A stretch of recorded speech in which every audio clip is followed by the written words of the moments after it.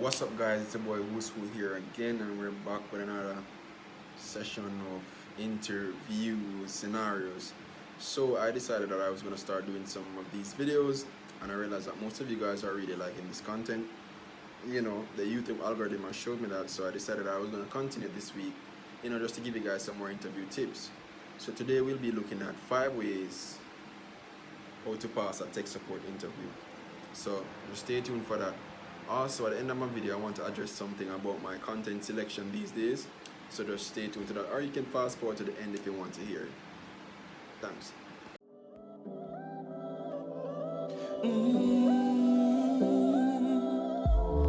When I look at where I'm coming from, I know I'm blessed. Alright, guys, so I believe you guys know how to come into an interview already and stuff like that. Now, what I want to talk about is 5 things. The first thing is knowing about the computer. Alright, guys, it's tech support. Pretty simple. It has to do something about technology. Now, what I want you guys to do is to know the computer, because persons coming in there looking for to speak about tech, but they don't really know about tech. You understand? They know about laptops and devices, phone devices and stuff like that. But you have to remember, when you're in a call center environment, it's not a laptop unless you're in the management position or some position that requires to have one. But 90% of the time, it's desktop. So that means your mouse, your 2 monitors, your CPU, stuff like that. You must know about those things.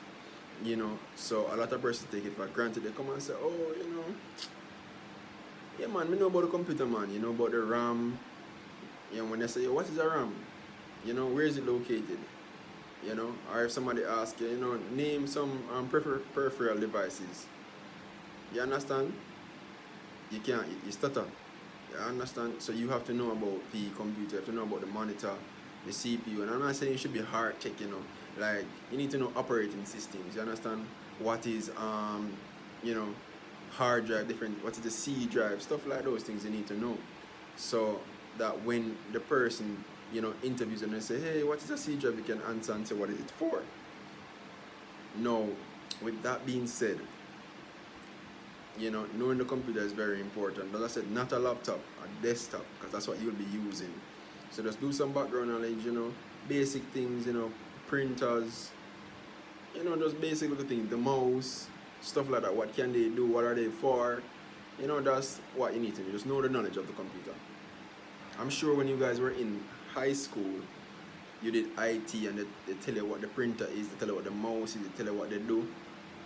They tell you about the hard drives and what is a RAM, they tell you what the CPU does, stuff like that. They tell you about the different application softwares and stuff like that. You have to know those things, sorry. Now, our next thing now, persons will come and they have the knowledge, but they don't know the tech support scenarios.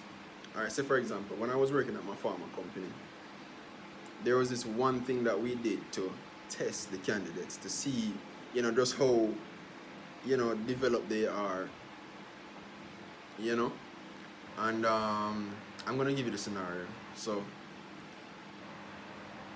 they would come in and would say, hey, you're gonna be the agent and I'm gonna be the customer, and I'm gonna call in. So we start scenario by saying, hey, today I'm here and I'm trying to, on my computer, I just bought it today and I'm here, I'm trying to see these lovely pictures of my wife. However, when I'm clicking on the screen, nothing is happening.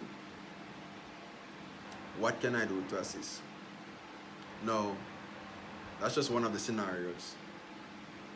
Let me tell you, I cannot stress you enough, 93% of persons who get this scenario fail. You understand? And because what they're going to tell you, they tell you, say, oh, you need to, schedule a technician, and, I'm going to get my supervisor, When persons give you a tech support scenario, it has nothing to do with your customer service skills, It's about solving the problem. You understand? That's what it's about, solving the problem. They want to see. And if you don't solve the problem, the different means, the methods, the methods that you use to solve the problem. So for example, one girl actually shocked me. I'll never forget her interview. She said to me that You know, she said, okay, sir, I'm here today to help you. Now, let me just ask you a few questions. She said, did you buy the computer today? I said, yes. Did you set it up today? I said, yes. She said, did you put pictures on there? I said, yes.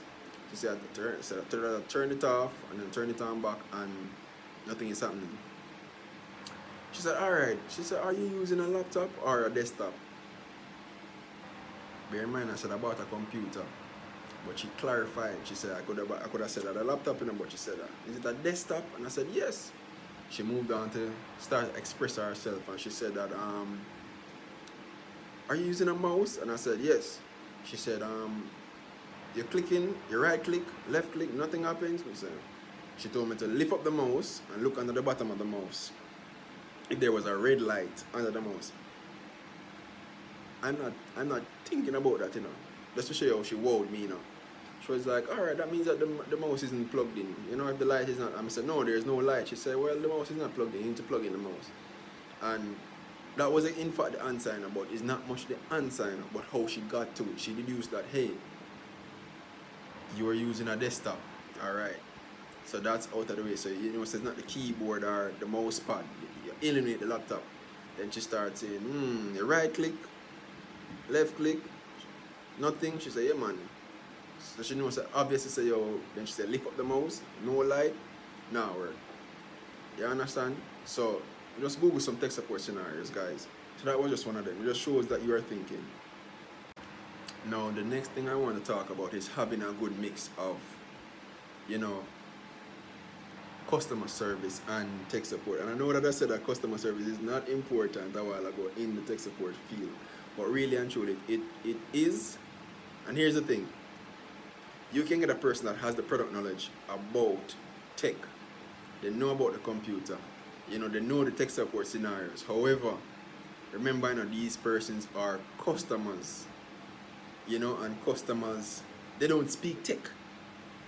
You know, you have to break it down to them as if they're infants. Remember, most of these persons that are calling in, they're not young persons like us. They're old and mature persons. You know, they wouldn't have the knowledge of certain things, like if the mouse is not working. So you can't call and say, oh, you have to plug in the C drive or the A drive or the D drive, you know, or click on the application there. You can't do that. You understand? You have to say, well, good afternoon, sir. You know, we're here today, you know. Are you seeing that button at the bottom of your screen that says start? Alright. Can you read the thing that says Internet Explorer? Could you use that left button on your mouse and double click it and tell me what happens? That's how you have to break it down. You can't say, yeah man, just go up on Internet Explorer and double click on rare. You understand? You gotta break it down. Remember, guys, they're older folks most of the time. So that's what I mean when I say you have to have a good mix. You understand? So if you say, you can't come and say, yo, press the power button on the CPU. Majority of them don't know what the power button is, and I can tell you, I've been listening calls 5 years now. They don't know. You can say, that shiny button, that massive button, and that big thing on the side of your monitor, which is that screen that is displaying in front of you. Your monitor is the screen that's displaying, and that big thing beside is the CPU. That's how you have to break it down. So, yeah, you do that, you're good to go. Good mix of customer service and tech. So that's it for point 3 for me. The next thing I have is, what do I have? Develop your problem solving skills. I cannot stress this enough.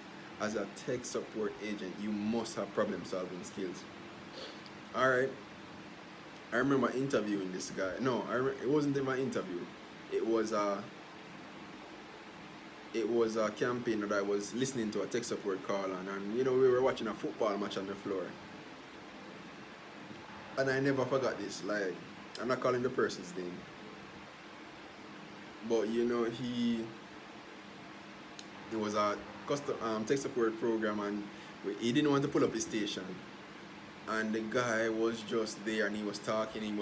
He didn't pull up any applications, you know, no customers' information, and he was just there, just thinking, what could be the problem? Because he already knows the product. So he's like, all right, oh, me ever fix this without having to open this computer screen, because I really want to watch a match. And in no time, you know, he fixed the problem. He was watching the match, you know, and fixing the customer's issue, you know. And I say, yo, how you do that? And he turned to me and he say, yo, it's years of experience, you know, it's problem solving. So you already know the product. You know if the product is not working, what can you do? How can you fix it? You have to think about that. You have to try different things. You can't try A and then A and A and A and A. You have to try A, B, C, D, E, F, G and the entire alphabet to ensure that the customer is satisfied and you know help them fix whatever they're fixing. So problem solving skills, patience, you know, those are things that you have to be in a tech support campaign. Yeah, guys. So the fifth thing I have is wow, the interview. Like I can't stress this enough. Like you can't come to the interview. Oh, my name is this. Remember that? No, bro. You gotta come prepared. You gotta come ready. All four things that I said gotta be on point. You gotta make sure that you know when you're finished doing whatever you're doing or saying whatever in the interview is like. Yeah, you know, and that's a lot of times persons forget that you know it's serious and everything, but you gotta come with your A game. You understand? Because majority of the time when persons fail, it's not even that they said anything wrong. It's just that they're just playing. You understand? You can't be playing in an interview. Show the interview that you're there to, you know, get the job. So don't forget that wow factor. There must be something about you, you know, that the interviewer will say, yeah man, I am this man. I need this as somebody for my program. I will go lens. You understand? Yeah, that's it for me. Now, what I want to address is, you know, a lot of persons reach out to me and ask me about my farming content, why I haven't been doing my farming content. I haven't had a chance to go up to my farm, so I must apologize for that.